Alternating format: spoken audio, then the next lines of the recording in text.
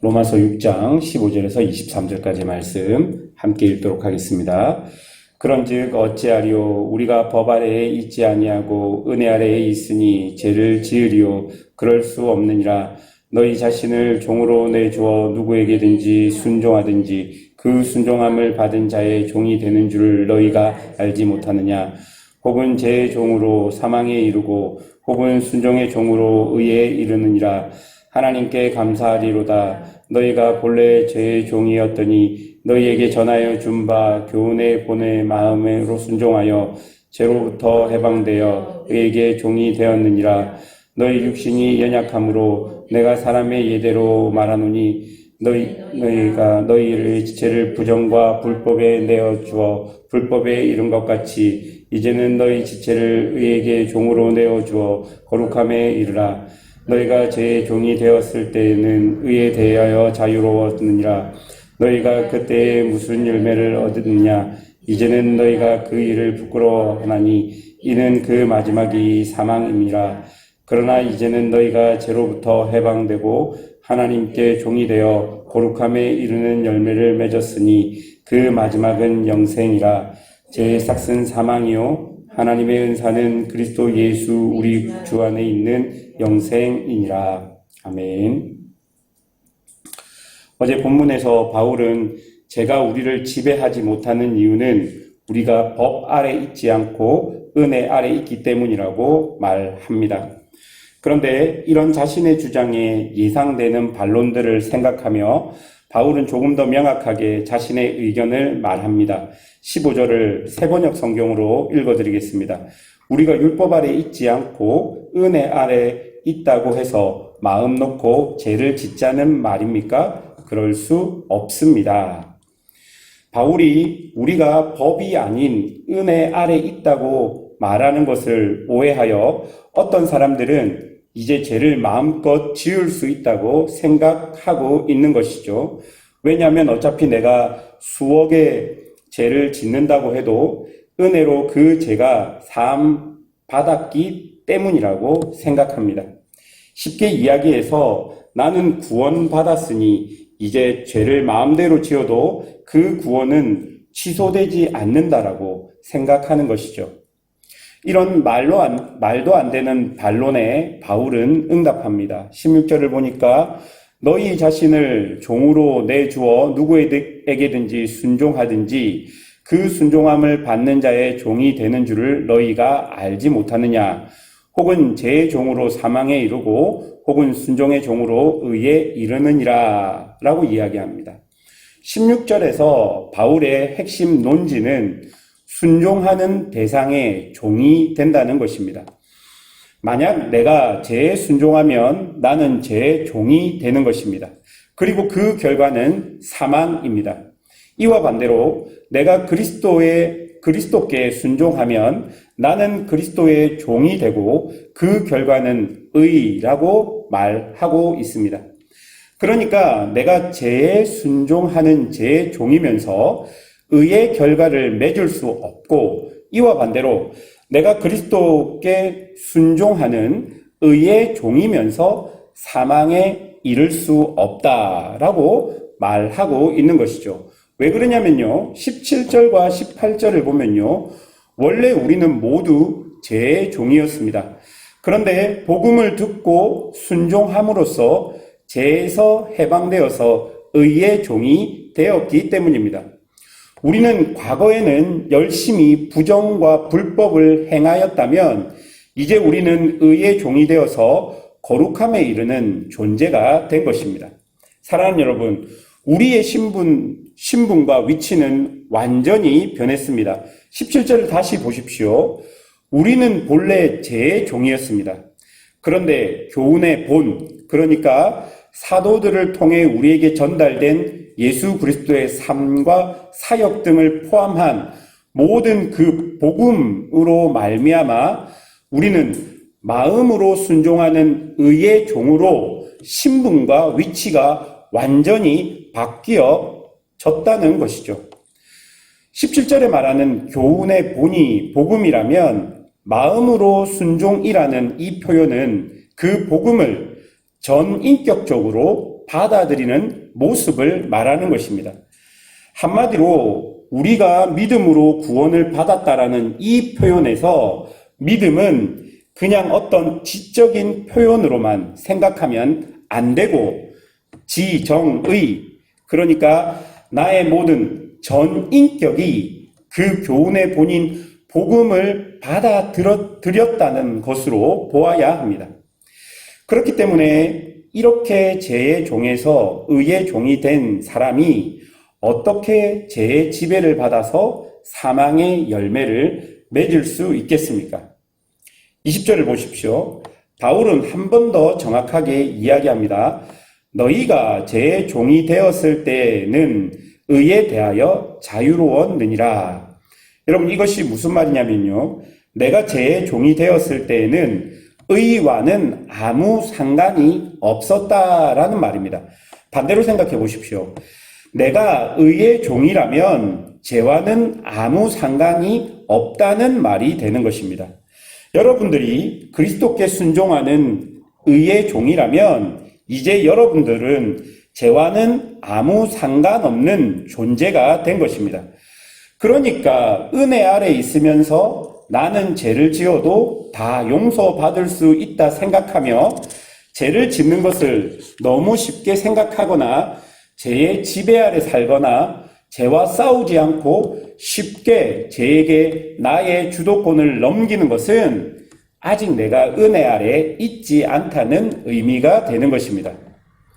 죄와 의는 전혀 다른 길입니다. 죄의 길에 서면 사망이라는 목적지에 도착하고 의의 길에 서면 영생이라는 목적지에 도착할 것입니다. 그러니 은혜로 구원받은 사람들은 은혜로 살아가는 것이고 우리의 그 은혜는 결국 우리를 영생으로 향하게 한다는 것입니다. 내가 은혜를 받았는데 그 은혜의 길을 가다 보면 사망의 결과가 나오게 될 것이다. 이런 일은 일어나지 않는다는 것입니다. 이것은 불변의 진리입니다. 그렇다면 이런 사실을 가지고 나를 한번 살펴보아야 하는 것이죠. 분명 나는 교훈의 본인 예수 그리스도의 복음을 내 전 인격이 순종하여서 내가 구원에 이르게 되었습니다. 이것은 분명합니다. 변하지 않는 사실입니다.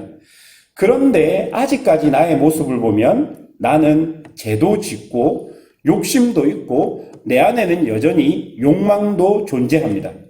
사람을 미워하기도 하고 거짓된 모습이 내 안에도 여전히 존재하고 있는 것이죠. 죄를 안 짓고 살고 싶지만 이 세상 속에서 죄를 안 짓고는 살 수 없는 그런 존재가 바로 나의 모습입니다. 인간이 죄를 안 지을 수 있는 방법은 내 죽을 이 몸에서 빨리 떠나는 것밖에 없는 것 같이 보입니다. 이것이 여러분 우리의 현실입니다. 내가 아무리 은혜 안에 있고 내가 복음으로 내 전인격이 바뀌었다 하더라도 이 세상을 살아가면서 죄를 안 짓고 살 수 없는 것이 우리의 현실일 것입니다. 그래서 오늘 본문과 같은 이런 바울의 복음의 진술을 보면 혹시 내가 은혜 아래 있지 않은 것은 아닐까라는 의심이 들 때도 있는 것이죠. 나는 분명히 그리스도로 인해서 새 사람이 되었다라고 생각하는데 나는 복음을 받아들여서 거듭났다고 생각하는데 내가 살아가는 삶의 모습을 보면 나는 은혜 아래 있기보다는 혹 아직도 나는 죄 아래 있는 것은 아닐까라는 나의 모습을 발견할 때가 많이 있다는 것입니다. 나는 믿음을 가지고 살고 있는데 내 믿음이 혹시 효력이 없는 믿음은 아닐까? 나는 은혜를 받았는데 그 받은 은혜가 혹시 나의 착각은 아닐까라는 그런 생각이 들 때가 많이 있다는 것입니다. 그런데 여러분, 바울이 오늘 이 로마서 말씀을 통해서 복음의 객관적인 진술을 로마 교회 사람들과 그리고 2000년이 훌쩍 지난 지금 우리에게 해주는 이유가 무엇일까요? 여전히 제 본성적 자네가 내 안에 남아있고 그리고 우리가 살아가는 이 삶의 자리, 그리고 하나님의 백성들이 모였다는 교회 안에도 여전히 죄의 영향력에 잡혀 있는 사람들, 그리고 죄의 영향력이 우리에게 끼치고 있는 영향력이 아직까지 많이 있는데, 그럼에도 불구하고 바울은 오늘과 같은 복음의 객관적인 진술, 은혜 아래 있으면 영생에 이르게 될 것이다. 너희가 복음을 전인격적으로 받아들였으면 너희는 은혜 아래 있는 것이다. 이런 객관적인 진술을 하고 있는 이유가 무엇이냐 말입니다. 여러분, 그것은요, 죄에게 지지 말고 끝까지 포기하지 말라라는 의미인 것 같습니다. 세상을 살아가면서 우리가 죄에 넘어질 때가 많습니다. 죄에 넘어질 때마다 우리 마음에는 내가 정말로 복음의 사람인지, 내가 정말로 거듭났는지 의심이 많이 찾아오게 됩니다.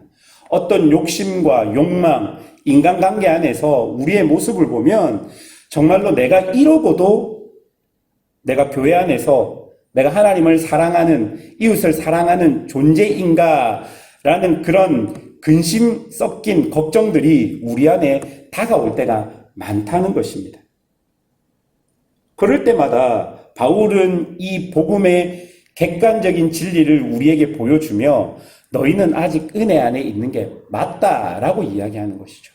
너희가 거듭났다라고 말하는 것이죠. 그러니 죄를 짓고 실족하고 실망함으로써 너희의 그 은혜를 받은 그 사실을 포기하지 말고 다시 한 번 더 그 죄에 넘어지지 말고 일어나라. 결국 너희가 도착할 곳은 영생이다 라고 이야기해 주고 있는 것입니다. 즉, 우리가 은혜 아래 있다면 우리는 잠시 죄를 지을 수 있고 죄와의 싸움에서 질 수는 있지만 결국은 절대로 죄와의 싸움의 그 마지막에서는 우리가 질 수 없는 존재라는 것을 보여주고 있습니다. 오히려 그 죄의 영향력 아래 지금도 여전히 있는 우리의 모습을 통해 이런 우리의 연약한 모습을 보고 우리는 더욱더 간절하게 그 은혜를 간구하며 그리스도께서 우리에게 주신 그 긍휼을 구하라. 그 의미로 오늘 이런 복음의 객관적 진술을 바울은 이야기하고 있는 것이죠. 사랑하는 여러분, 지금 우리가 사는 세상은 아직과 이미의 긴장 속에 다시 오실 그리스도를 소망하며 악한 영과 죄와의 싸움 속에 여전히 있습니다. 그리고 그 영향력 아래서 우리가 해야 될 일은 결국 그리스도께서 이루신 영생을 바라보며 이 땅에서 그리스도를 닮아가는 성화의 삶을 살아야 하는 것이죠. 우리가 가는 길에는 여러 가지 장애물들이 있을 것입니다. 내 모습을 보고 내 스스로 실망하고 실족할 때도 있고, 그리고 우리의 모습을 보고 서로 절망에 빠질 때도 있을 것입니다. 그러나 결국 우리에게 다가오는 것은 영원한 승리이고 영원한 생명일 것입니다. 그렇기 때문에 여러 장애물이 있지만 포기하지 말고 끝까지 그리스도를 본받아 걸어가는 그런 믿음이 우리에게 있어야 되는 것입니다. 결국 우리는 사망이 아닌 영생에 이르게 되는 존재임을 기억하십시오. 바울의 그 복음의 진술을 듣고 오늘도 죄에게 쉽게 지지 말고 혹시 죄와 절망 가운데 넘어져 있다면 다시 한 번 더 이 복음의 능력을 믿고 일어나서 그리스도께서 우리에게 주시는 은혜와 긍휼을 믿고 다시 일어나서 의의 길로 묵묵히 걸어가는 그런 성도들이 되시기를 주님의 이름으로 축원하겠습니다. 기도하겠습니다.